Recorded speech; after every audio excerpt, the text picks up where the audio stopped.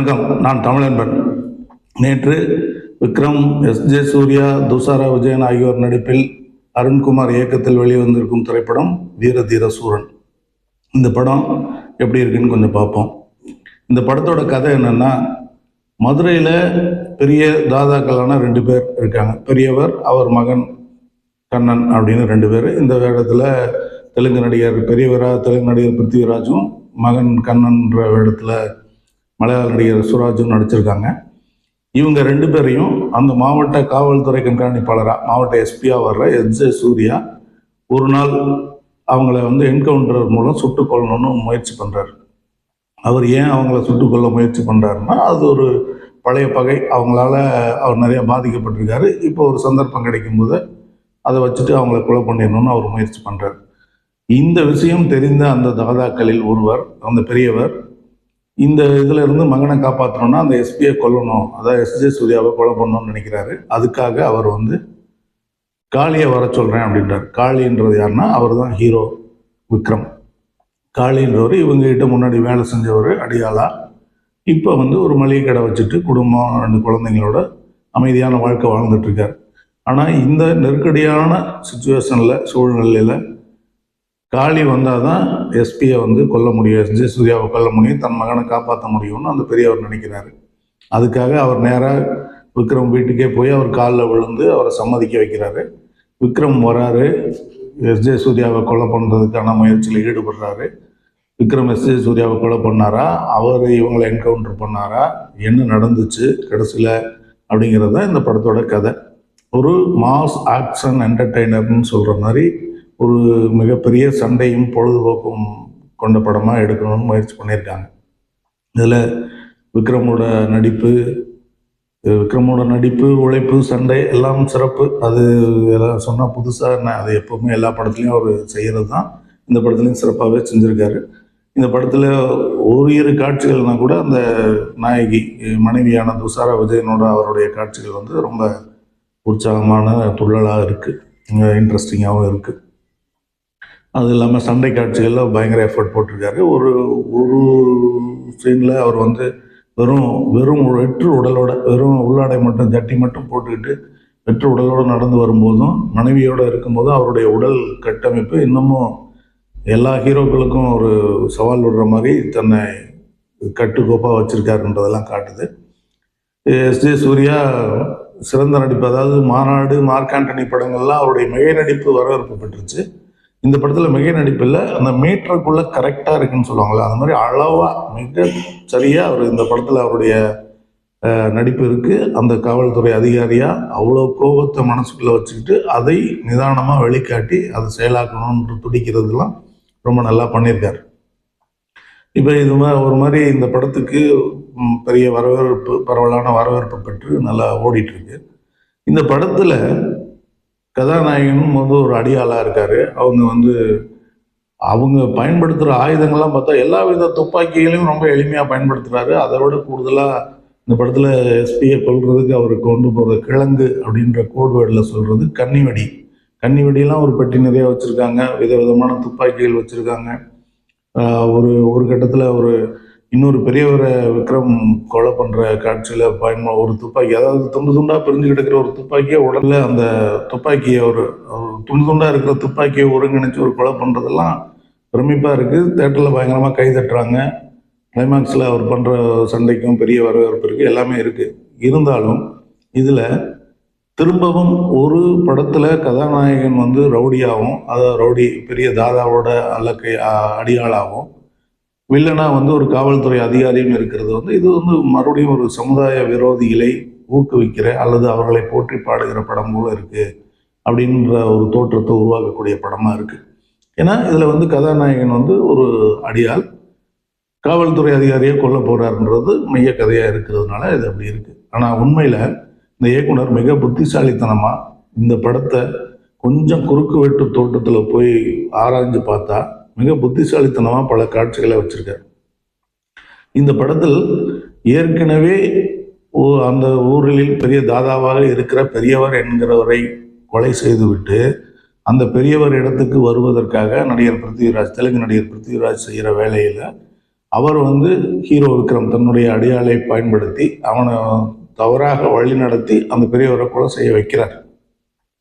அந்த பெரியவரை கொலை செய்ய வைக்கிறதுக்கு அடிப்படையான காரணம் என்னன்னு கேட்டிங்கன்னா, அந்த பெரியவரோட மருமகன் ஒரு காவல்துறை ஆய்வாளர், போலீஸ் இன்ஸ்பெக்டராக இருக்காரு. அவர் வந்து விக்ரமுடைய நண்பர், முகமே காட்டாத திலீப்னு ஒருத்தர். எங்கே திலீப்னு விக்ரமோட கல்யாணத்தப்ப அந்த கேள்விகள் வந்துகிட்டே இருக்கும். திலீப் எங்கே அப்படின்னு கேட்பாங்க. இங்கே தான் இருந்தாங்க, காட்டவே மாட்டாங்க. அப்போ என்னன்னு பார்த்தா, அந்த திலீப்பை காவல்துறை விசாரணை என்று அழைத்து கொண்டு போய் அடித்து கொன்று விடுகிறது. அந்த செயலை செய்தவர் அந்த பெரியவரின் மருமகன் என்று சொல்லப்படுகிற காவல்துறை ஆய்வாளர். அதை வைத்து கொண்டு தான் அதில் வந்து விக்ரம் பயங்கர கடுப்பாகிறார். அப்போ என்னன்னா, ராத்திரி வரைக்கும் இங்கே கல்யாண வீட்டில் வேலை செஞ்சுட்டு இருந்தான், காலையில் அவன் இல்லை செத்துட்டான்னு சொன்னால் எப்படி நம்புறது அப்படின்னு அவர் துடிப்பார். இப்போ இந்த இடத்துல ஒரு காவல்துறை ஆய்வாளர் அவர் என்ன நடந்தது, அந்த இறந்து போன திலீப்பின் உடலை அவங்களுடைய உறவினர்கள் வாங்க மறுப்பதால் பெரிய கலவரம் மாதிரி ஏற்படுது. அப்போ வந்து காளி வந்து சொன்னா, அதாவது கதாநாயகன் விக்ரம் வந்து சொன்னா அவங்க உடலை வாங்கிக்குவாங்க, நிலைமை சுமூகமாயிரும்னு சொல்லி காவல்துறை அப்போ வந்து துணை கண்காணிப்பாளராக இருக்கிற எஸ்.ஜே. சூர்யா வந்து அந்த சமாதானத்துக்காக வருவார்.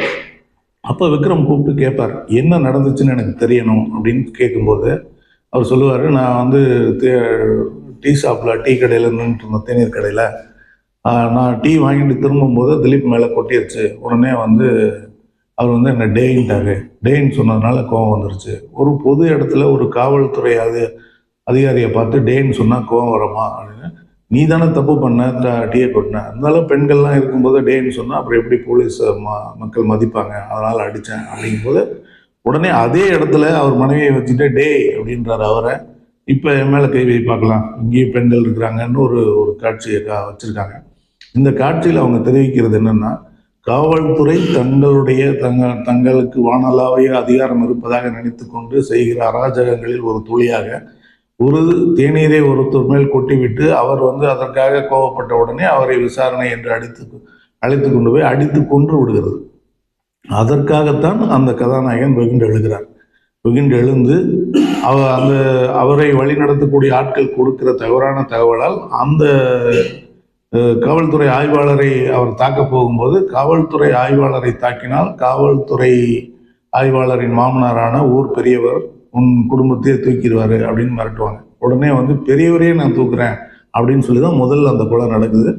அந்த கொலையின் காரணமாக தான் விக்ரம் எஸ்.ஜே. சூர்யாவினுடைய ஒரு அலுவலகத்திலேயே டிஎஸ்பி ஆஃபீஸ்லேயே அந்த கொலை நடக்கிறதுனால அவருக்கு நிறைய பனிஷ்மெண்ட்ஸ், இடைநீக்கம் உட்பட பனிஷ்மெண்ட்லாம் கிடைக்குது. அவர் வந்து பதவி உயர்வு பெற முடியாமல் தடுமாறுறாரு. அதுக்கு காரணம் இந்த ரெண்டாவதா பெரியவராக பொறுப்பு இருக்கிற அந்த பிருத்திவிராஜ் அவருடைய மகன் சுராஜன் தான். அவங்கள கொல்றதுக்கு அவர் ட்ரை பண்ணுறாரு அப்படிங்கிறது தான் அடுத்த கதை. அப்போ இந்த பகைக்கான ரொம்ப அடிப்படையான விஷயமா இருக்கிறது ஒரு திலீப் என்பவருடைய மரணமாக இருக்கு. அந்த மரணம் என்பது காவல்துறையின் அராஜகத்தை, அட்டூழியத்தை எடுத்து காட்டுவதாக இருக்கிறது. அதற்கு எதிராக கதாநாயகன் குரல் கொடுக்க போய் தான் இந்த இடம் நடக்கிறது என்பதாக அந்த காட்சி அமைக்கப்பட்டிருக்கிறது. இரண்டாவது, இந்த படத்திலே முதலில் அந்த காவல்துறை அதிகாரி எஸ்.ஜே. சூர்யாவை கொலை செய்ய வேண்டும் என்று அந்த வில்லன் நடிகர் கேட்டு வரும்போது விக்ரம் சொல்லுவார், இப்போ வந்து என்கிட்ட வந்து நிறைய கடன் இருக்குது, குழந்தைங்களுக்கு ஃபீஸ் கட்ட கூட பணம் இல்லாமல் கஷ்டப்படுறேன்,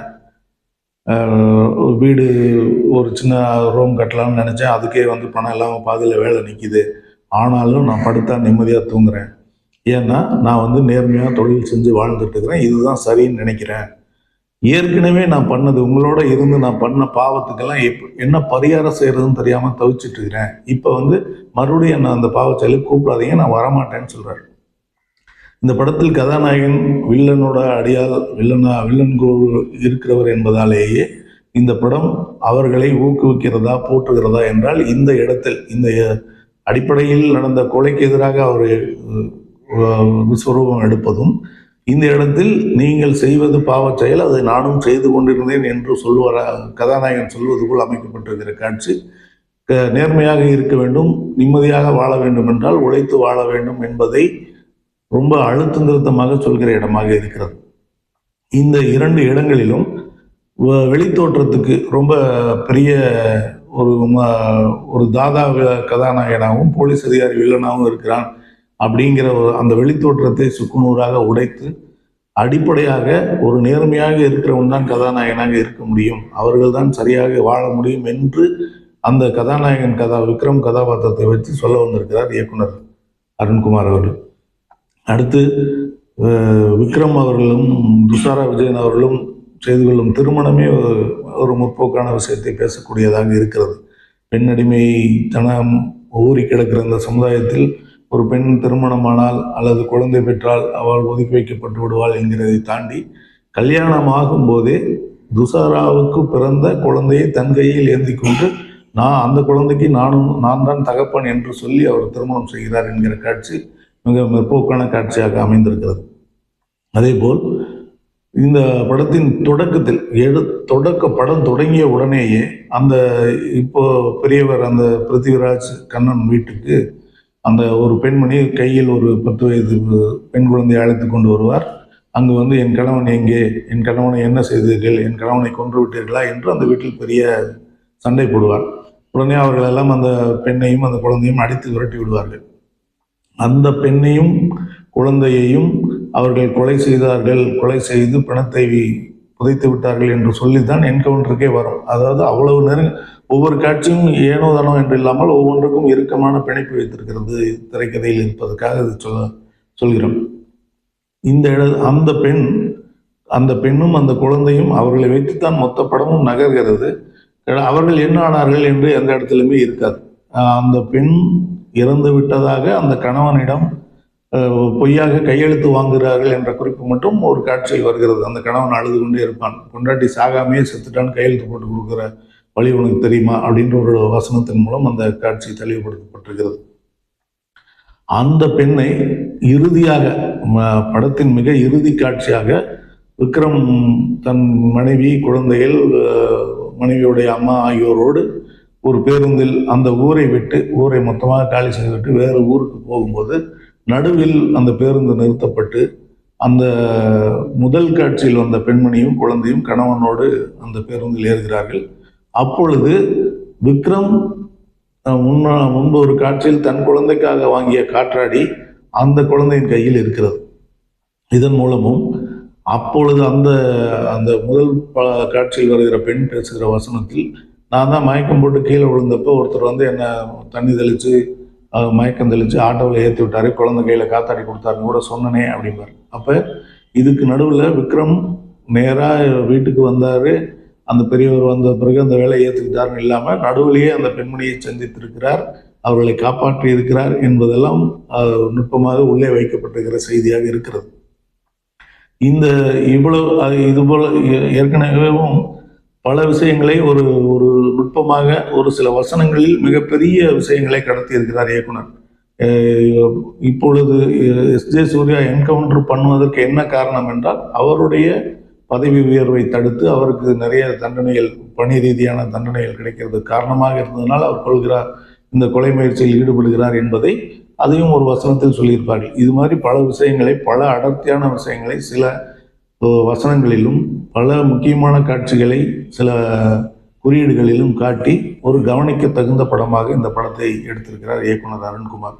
இந்த படத்திலும் அவர் சொல்ல வந்திருப்பது நேர்மையாக வாழ வேண்டும், உழைத்து வாழ வேண்டும், மனைவி குழந்தைகளோடு அமைதியாக வாழ வேண்டும் என்றால் அடிதடி, கட்ட பஞ்சாயத்து, ரவுடிசம் எல்லாம் உதவாது என்பதுதான் அடிப்படையாக அவர் சொல்ல வந்திருப்பது. ஆனால் வெளித்தோற்றத்துக்கு இது வேறொரு மாதிரியான தோற்றத்தை கொடுக்கிறதை ஒழிய உண்மையில் அவர் உண்மைக்கும் நேர்மைக்கும் முற்போக்கு சிந்தனைகளையும் உள்ளடக்கி இந்த படத்தை எடுத்திருக்கிறார். அதற்காக அவரை பாராட்டுவோம். நன்றி, வணக்கம்.